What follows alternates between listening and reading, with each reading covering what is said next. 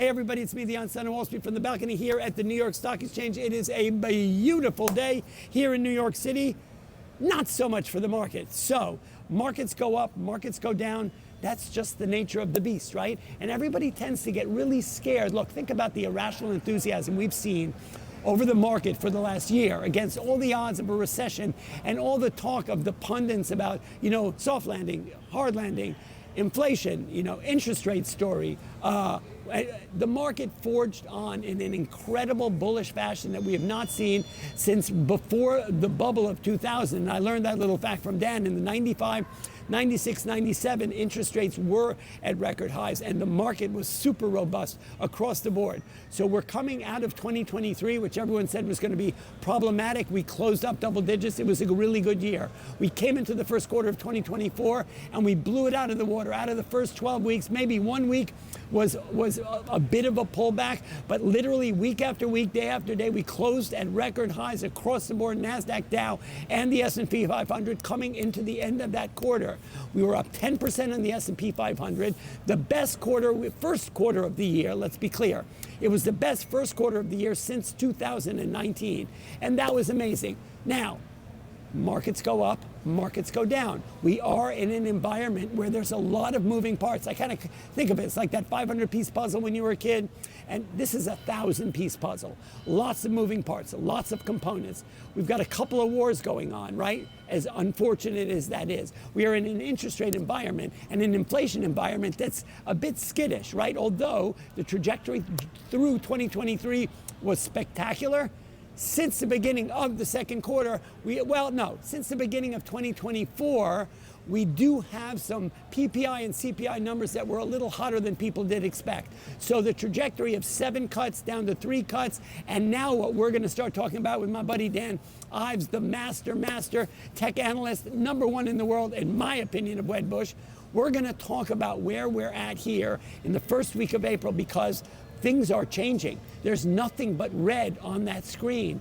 And the irrational enthusiasm coming into today, or 5 days ago, was green. Everything was green. Irrational enthusiasm, record highs across the board. So what has changed? Why are we where we're at today? We're down 500 plus points. The S&P is down 60 handles. CPI number did come out today. These are all the things that everything has been flipped on its side. Now, one day does not make a market, 1 week does not make a market. I'm here with my man, Dan Ives, tech analyst, master. Look, he's a man about town. He's a Renaissance man across the friggin' board, dressed to friggin' kill. We're gonna break it down, take all the intimidation out of the market, and talk about where we're at, what we can do about it, and what the future looks like. Great to be here. Always awesome to talk to you. So, this is probably the first.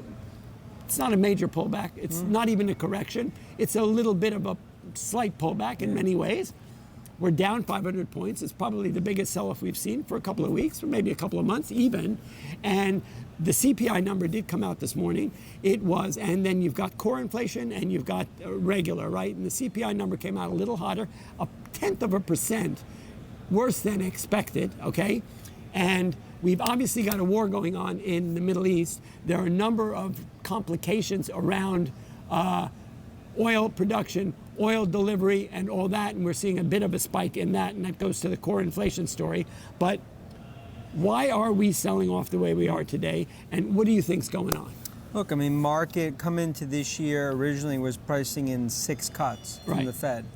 It was, before today, pricing in 3 cuts. Correct. Now we're only pricing in 2. So a cut essentially has been taken out of the market and really priced in, which is why you see equity risk stocks, in terms of off. Look, I think the biggest thing is that January and February, the CPIs, they were viewed maybe anomalously. There were some one-time issues. Right. March was really the first, what I'll call clean CPI. Right. And it ticked up. In other words, like a 0.4, Street was looking for a 0.3. Right. It's a negative because, look, right now the Fed, they're neutral and everyone's waiting for them to cut. Right. But this essentially, from a data perspective, it's going to be longer for higher. And I think now you're going to see a Fed cut in June, kick down the road. What happens in July, potentially September, even November. Right. Then, to your point, it's a 1,000-piece puzzle with maybe like a patch on one eye. That's sort of the overall way I would view this market right now, in terms of trying to navigate it, especially from a macro perspective. So the navigation, the observation, the perception of it all is with a patched eye. What does that really mean? So let's talk about it. So the numbers, we've come from 8% and change down to 3.1%, right? So the monetary policy that the Fed has put out by raising rates has done the trick, taking money out of the money supply to curb inflation that had run rampant as a function of the pandemic. Let's not get political. And so where we've come from to where we are now is really quite a spectacular move on the downside. But I think you described it. It's like, so if you go on a diet and you lose 30 pounds, your goal is 35. The first 30 pounds can be okay if you go on keto, on paleo, and you're really changing up your life and your eating habits. But the last 5 pounds tend to be problematic. The hardest, and at the same time, you got oil that's ticking up. Right. You know, in terms of just the overall market, it's tight in terms of supply, rentals, insurance, things like that. Right. But my view is, look, when there's panic in the air, right, I view that as opportunity if you stay calm. So our view is, it's times like this that we look, especially in tech, who are the names we want to own going into earnings season. You get them 5-7% cheaper. I mean, look at NVIDIA. You know, NVIDIA correction territory. I view this not the time to, you know, sort of run for the elevator and scream fire in a crowded theater. It's a time to stay calm. Who are the names you own? And use this as an opportunity. So think about that. So the VIX is spiking up, the fear index.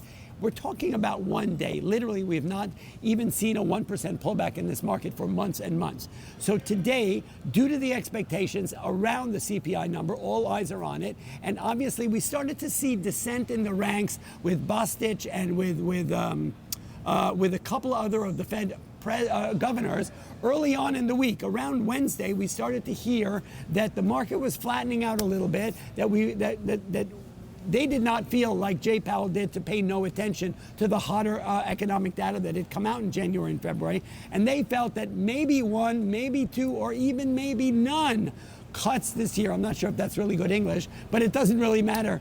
And the market, we saw that market sell off pretty hard on Wednesday around that thing. So what that made clear to me was that people's expectations are clear around the cuts. They're getting familiar with 3 cuts because Jake Powell kind of promised that, even though his decision making is always data-based. But he kind of laid it out there like a banana on a tailpipe there. He laid it out that we were going to have 3 cuts at his last meeting, 3 cuts, 75 basis points in 2024. The minute he laid that out, we've started to see dissent in the ranks. And for us as traders here on the floor, I don't know if it used to be different, but the fact that the Federal Reserve and its governors are not speaking out of one voice, right? Some tend to dissent, and that can be difficult. When I'm in a position as a trader here on the floor for the fund that I trade for, and in the middle of a day, they start talking about their opinion about interest rates being cut or not, and how many and whatnot, which is clearly something that makes the market skittish based on